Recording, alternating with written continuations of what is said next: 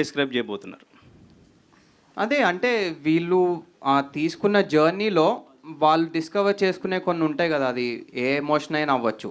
So వాళ్ళ emotional journey ఎట్లా ఉంటుందో పైనే ఉంటుందండి సినిమా. సో నేను ఎక్కువ ఇంకా రివీల్ చేద్దామని అనుకోవట్లేదు. Right, okay. ఇంకా లాస్ట్ పోస్టర్ చాలా డిఫరెంట్గా ఉంది పోస్టర్. సో అది అంటే ఎన్ని టేక్స్ పట్టింది, అది ఎట్లా వచ్చింది అసలు సో ఐడియా? ఇది మూవీలో కూడా వాళ్ళు చేస్తారండి. నువ్వు ట్రై చేయకు.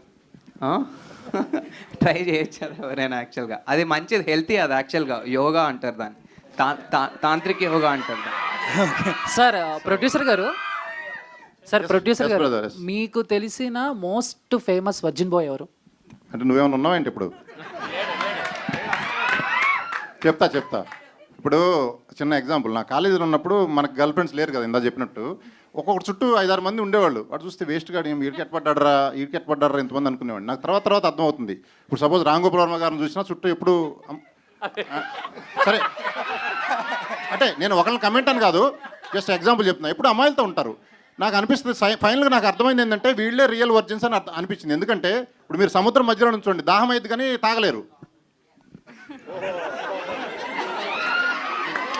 సముద్రం మధ్యలో వాటర్ తాగలుగుతారా? దాహం అవుతుంటుంది, ఏం చేయలేరు, చుట్టూ నీళ్ళే ఉంటాయి.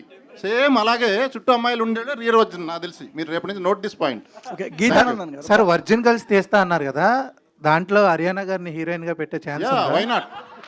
ఆమె ఒప్పుకుంటే, అంటే కోరిక నెరవేరింది అన్నారు కదా, ఆమె ఒప్పుకుంటే తీస్తాం డెఫినెట్లీ.